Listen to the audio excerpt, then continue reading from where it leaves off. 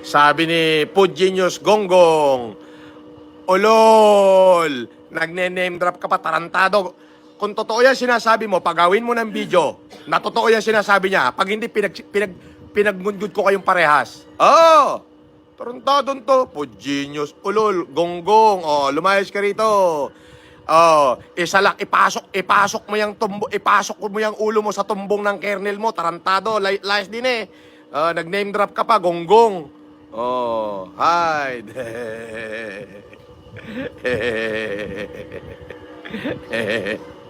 Gonggong ka ba tayo to? Nag-name drop pa? Ulol. Damputin mo yung mukha mo, tarantado. Ako patakutin mo, gago. Galing na ako sa hoyo. Galing na ako sa kulungan. Hindi mo ko kayang takutin. Gusto mo, pumunta ka rito, isama mo yung kernel mo. Pumunta kayo sa harap ng bahay ko. Dito pa lang sa harap ng bahay ko, pag-uuntugin ko kayo, pasok ko yung ulo mo sa tumbong niya, nang matauhan ka na. Gonggong. Parehas kayo ng kernel mo, bakla. Hindi ko lang bibigyan ng pangalan. Indirect kasi itong ginagawa niya. Nagbibigay ng pangalan. Sabihin mo, bakla kayong dalawa. Tarantado kayong parehas. Hindi, nagne-name drop ng kernel. Tinawagan ko si General Marallag. Sabi ko, nagne-name drop ng kernel to. Sabi niya, wala yan, indirect yan. Pag yung kernel nagsalita, pasisibak natin. Patatawag ko rito sa opisina ko, sabi ni General Marallag. Sabi ni Tony, pag yung kernel nag-post ng video na nagsalita ng against you, on the spot, patatawag ko rito. Sabi niya, on the spot, patatawag ko rito. Kaya sabihin mo dyan sa kernel mo, gonggong ka. Ngayon, sabi ni Tony, iwasan mong banggitin yung pangalan ng kernel na yan. Yan ang sabi ni Tony. Iwasan mo. Kasi yung ginagawa nila, indirect yan. Ngayon, pag yung kernel ang nagsalita mismo, patatawag ko rito sa office ko. Ipoploting ko kaagad. Yun ang sabi ni Tony. Sabihin mo sa kernel mo. Sabihin mo sa kernel mo, gonggong kayong parehas. Hindi ko siyempre bibigay yung pangalan. Ikaw ang nagne-name drop ng kernel mo, tarantado ka. Di ba? Indirect eh. Pag pinatulang ko kasi, indirect yung sinasabi niya eh. Nagne-name drop na, indirect. Pag pinatulang ko yon, pwedeng gawing reaction yun laban sa akin. Nakuha mo. Tinawag ko kay Tony. Ano sabi Tony? Indirect yan, wag mo yung patulan. Pero pag yung mismong kernel na nagsalita ng pangit laban sa'yo, dalhin mo dito sa akin yung video. Antimano, ipoploting ko yan. Pahirapan natin. Di ba? Hampas lupang slap soil yan eh. Hampas lupang patay gutom yung mga yan. Inaano nila, binuburat nila ako, pinipilit nila akong mapikon. Doon sa name drop nila.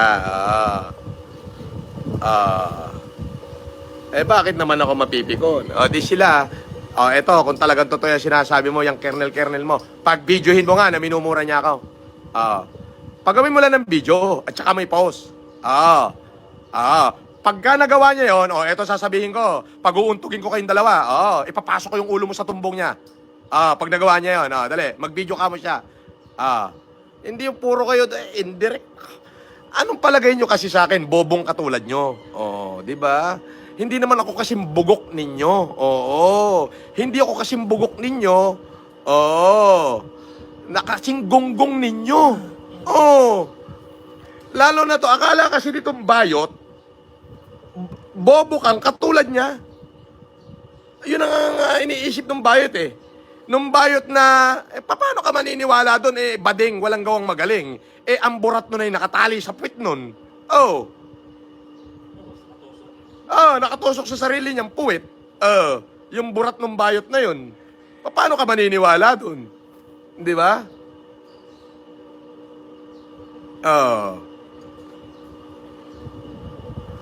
Di ba?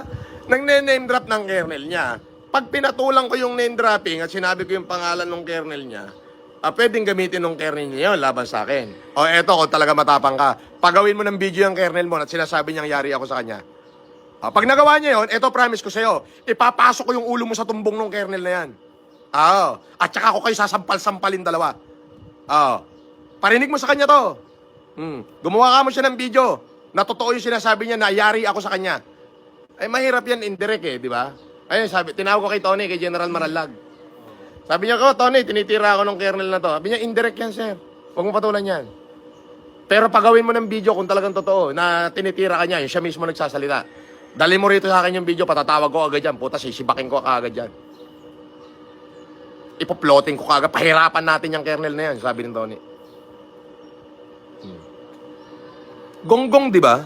Ano? Sabihin mo doon sa, ano mo? Bakit sila nag-drop din? Yung drop ng kernel? Hindi, gagalitin ako. Para pag nagsalita ako ng pangit, pwedeng gamitin yung laban sa akin. Pag videohin mo nga yung kernel mo, na sinasabi niya, yari ako sa kanya. Pag drop ng kernel, anong kernel? Walang kernel. Gusto mo, sampal-sampalin ko pa yung kernel mo Basta pag videohin mo lang. Bakla kayong parehas ng kernel mo. Itali nyo yung mga burat nyo, wala kayong bayag.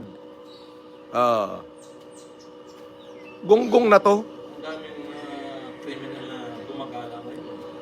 Tapos, mga pulis pa ang nilindot nila. Anong nampating? Mga gonggong na walang utak, no? Bayot yan bayot. Yung Food Boplox vlog. Yung bayot yan yung nakatali yung burat. Nakatali burat yan duwag naman yan. Matatimingan ko rin yan. Maniwala ka.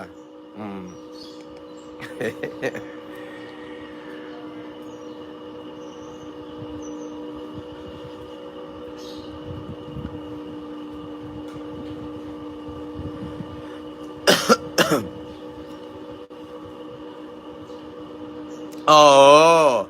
Ngayon nga, kung talagang totoo yung pinagsasabi niya, ni Bayot, ang gawin niya, pag gawan niya ng video yung kernel mismo na nagsasalita na yari ako sa kanya. Yan. Pag nagawa niya yun, eto promise ko sa kanya, yung ulo niya, ipapasok ko sa tumbong ng kernel niya. Pagawin mo ng video. Di ba? Ba't di nyo mapagawa ng video na yari ako? Bakit? Duwag kayo. Hindi lang kayo duwag, gonggong pa kayo. Di ba?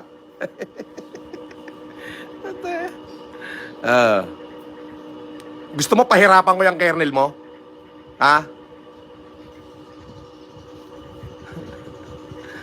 Di ba? Pinapahay nila yung kernel nila. Akala mo naman may bearing yung kernel mo. Gonggong, walang bearing yan.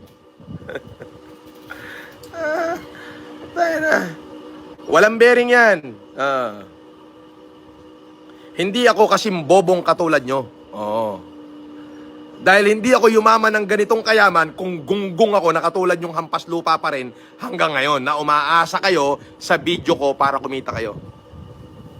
Di ba?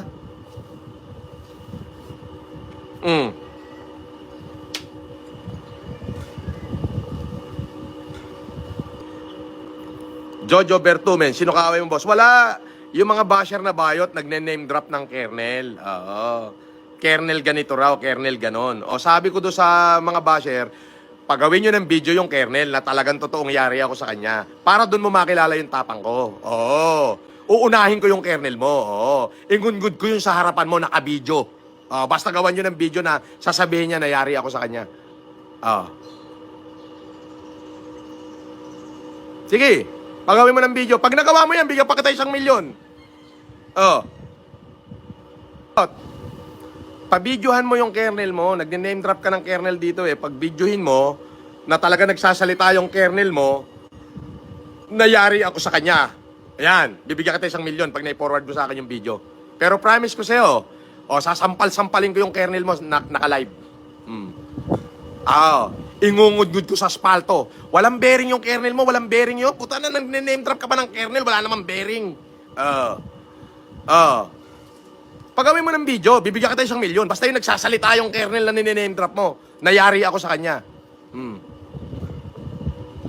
Ngayon, pag di mo napagawa, puta na, gago ka. Name dropper kang hindot ka. Itong bayot na to, hoy, bayot, kilala kita. Wala ka rin bearing. Oo, hampas lupang patay gutom ka rin.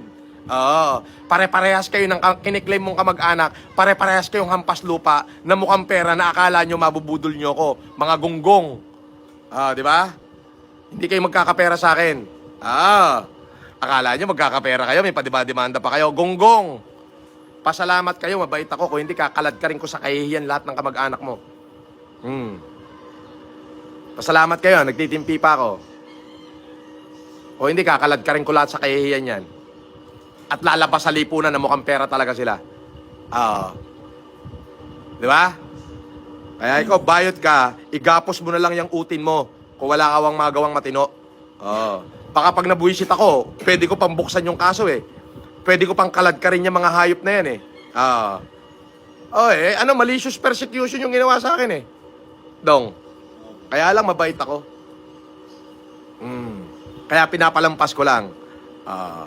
Pero pag nabuwisit ako, dahil sa'yo, bayot ka, baka pwede buksan ko yung kaso. Pwede ko buksan yun. Malalaman ng taong bayan ngayon na kahiya-hiya yung buong lahi nyo.